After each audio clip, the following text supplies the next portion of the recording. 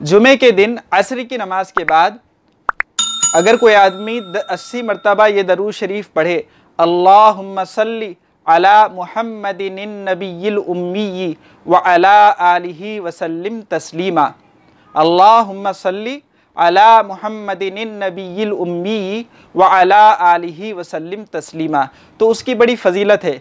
अब उसकी क्या फ़जीलत है और उसके मुताल्लिक़ क्या रिवायतें हैं, तो हम यहाँ 3 रिवायतें अलग अलग आपके सामने ज़िक्र कर रहे हैं। पहली रिवायत अत-तरगीब फ़ी फ़ज़ाइलिल आमाल में है और हदीस नंबर है 22। अन अबी हुरैरता रज़ियल्लाहु अन्हु क़ाला क़ाला रसूलुल्लाहि सल्लल्लाहु अलैहि वसल्लम अस्सलातु अलैया नूरुन अलस सिरात व मन सल्ला अलैया यौमल जुमुअति समानीना मर्रतन गुफ़िरत लहू ज़ुनूबु समानीना आमन। हज़रत अबू हुरैरा रज़ियल्लाहु अन्हु से रिवायत है, रसूलुल्लाह सल्लल्लाहु अलैहि वसल्लम ने इरशाद फरमाया, मुझ पर दरूद पढ़ना पुल सरात पर नूर का बाइस है। जो शख्स जुमे के दिन मुझ पर 80 मरतबा दरूद भेजे उसके 80 साल के गुनाह माफ़ कर दिए जाएंगे। इसमें असर की नमाज के बाद का जिक्र नहीं और इसमें किसी ख़ास दरूद का भी जिक्र नहीं, बल्कि इस रिवायत में ये कहा गया कि जो आदमी मुझ पर 80 मरतबा जुमे के दिन दरूद भेजेगा उसके 80 साल के गुनाह माफ़ हो जाएंगे और पुल सिरात पर उसके लिए नूर होगा। तो ये एक रिवायत है। दूसरी रिवायत अल-क़ौलुल बदी में है, अल्लामा सखावी रहमतुल्लाह अलैह ने ज़िक्र की है, मन सल्ला सलातल असरी मिन यौमिल जुमुअति फ़क़ाला क़ब्ल अन यक़ूम मिन मकानिही अल्लाहुम्मा सल्लि अला मुहम्मदिन नबिय्यिल उम्मी व अला आलिहि वसल्लिम तस्लीमा समानीना मर्रतन गुफ़िरत लहू ज़ुनूबु समानीना आमा व कतबत लहू इबादतु समानीना सना। जो शख्स जुमे के दिन असर की नमाज के बाद अपनी जगह से उठने से पहले, इसमें 3 बातें हैं। जो शख्स जुमे के दिन असर की नमाज के बाद अपनी जगह से उठने से पहले ये दरूद शरीफ 80 मरतबा पढ़े, अल्लाहुम्मा सल्लि अला मुहम्मदिन नबिय्यिल उम्मी व अला आलिहि वसल्लिम तस्लीमा, उसके 80 साल के गुनाह माफ़ कर दिए जाते हैं और 80 साल की इबादत का सवाब लिखा जाता है। तीसरी रिवायत वो भी अल-क़ौलुल बदी में है और 285 में हज़रत सहल बिन अब्दुल्ला से रिवायत है, मन क़ाला फ़ी यौमिल जुमुअति बअदल असरी अल्लाहुम्मा सल्लि अला मुहम्मदिन नबिय्यिल उम्मी व अला आलिहि वसल्लिम समानीना मर्रतन गुफ़िरत लहू ज़ुनूबु समानीना आमन।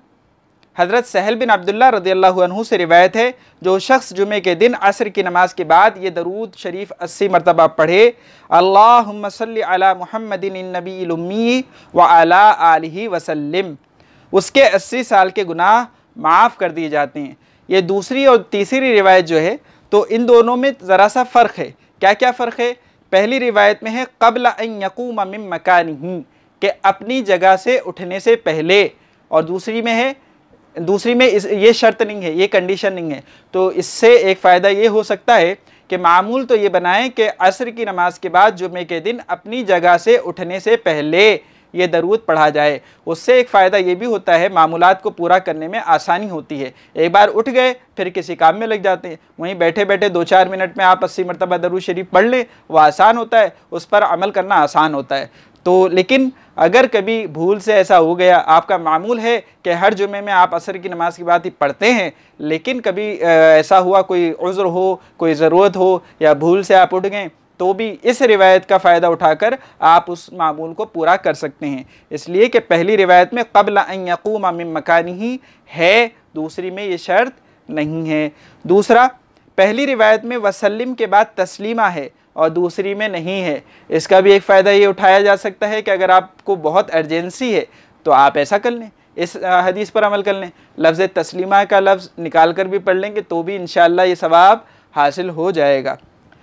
तीसरा फ़र्क यह है कि पहली रिवायत में है कतबत लहू इबादतु समानीना सनतन, ये अल्फाज है, और दूसरी में है गुफ़िरत लहू ज़ुनूबु समानीना आमन।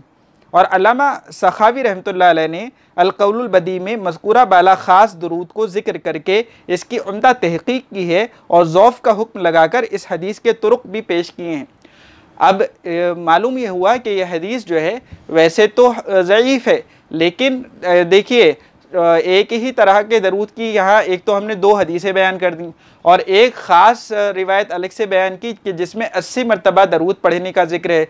तो इन तीनों को मिलाकर कम से कम इतना तो हो ही सकता है कि फ़ज़ाइल के बाब में, यानी ये फ़जीलत हासिल करने के लिए, तरगीब के लिए इस चीज़ पर अमल कर लिया जाए। और जुमे के दिन असर की नमाज के बाद अपनी जगह से उठने से पहले बेहतर तो यही है, या अपनी जगह से उठने के बाद भी अगर कोई इस दरूद को मामूल बनाएगा तो उम्मीद है कि इंशाअल्लाह जो सवाब यहाँ बयान किया गया है वो उसको हासिल हो जाएगा। अलबत्ता तहक़ीक़ के एतबार से ये रिवायत ज़ईफ़ है और ज़ईफ़ हदीस पर फ़ज़ाइल के बाब में अमल करना उलमा के यहाँ बिल्कुल जायज़ है, बल्कि बाज़ जगह तो मुस्तहब भी है।